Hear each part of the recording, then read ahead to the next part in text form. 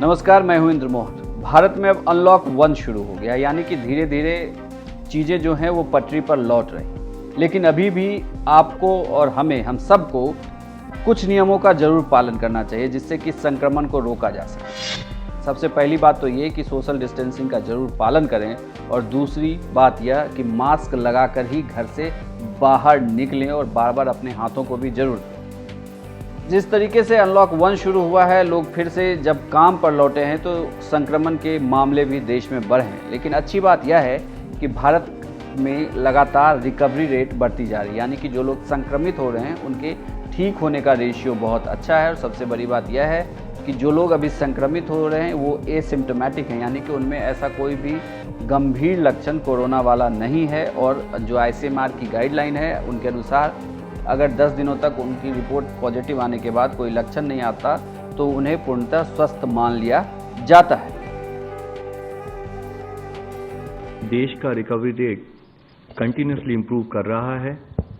कल की तारीख में भी देखें तो 3,708 people they have got recovered, और उसके साथ ही देखें कि टोटल हमारा रिकवरी नंबर जो है वो बढ़कर 95,527 पेशेंट्स हो चुका है। और इस रिकवरी रेट में स्टडी इम्प्रूवमेंट हो रहा है।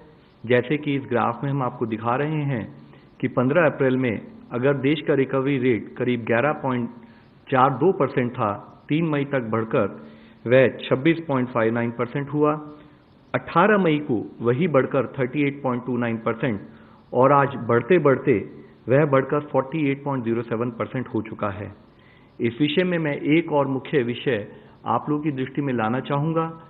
कई बार हम लोग कंपैरिजन करते हुए एक बार ये बात करते हैं कि आज देश में नंबर ऑफ केसेस बढ़ गए हैं, हमारा देश 7वें नंबर पर है।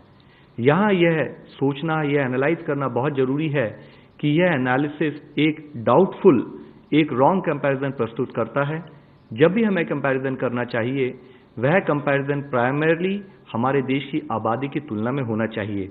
और उसके बारे में हम इससे पहले भी कई बार चर्चा करते रहे हैं कि हम बाकी देशों में जिनकी आबादी अगर हमारे देश के अनुपात में उसको बराबर माना जाए तो इन terms of overall relative performance हम देखते हैं कि हमारा देश ओवरऑल परफॉर्मेंस वाइज उसमें काफ़ी कुछ स्टेबिलिटी हम लोगों ने नोट की है।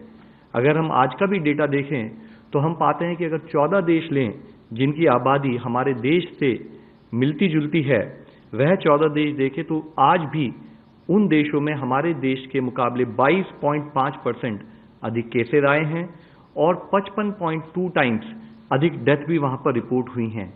तो यह हमें समझना बहुत जरूरी है कि अगर हम देखें कि कंटिन्यूस एफर्ट जो फील्ड पर रहे हैं, either in terms of surveillance और in terms of contact tracing, या हम कैसे अर्ली केस आइडेंटिफिकेशन पर फोकस करें, और साथ में जो केस पॉजिटिव आए उसको हम क्लिनिकली कैसे तरीके से मैनेज करें, उन एफर्ट्स के तहत हम पा रहे हैं कि जैसे कि 15 अप्रैल में अगर देश का केस फैटेलिटी रेट करीब 3.3% था, वह घटा 3.25% हुआ, घटते घटते 3.15%, और अब वह घटकर 2.82% हो चुका है।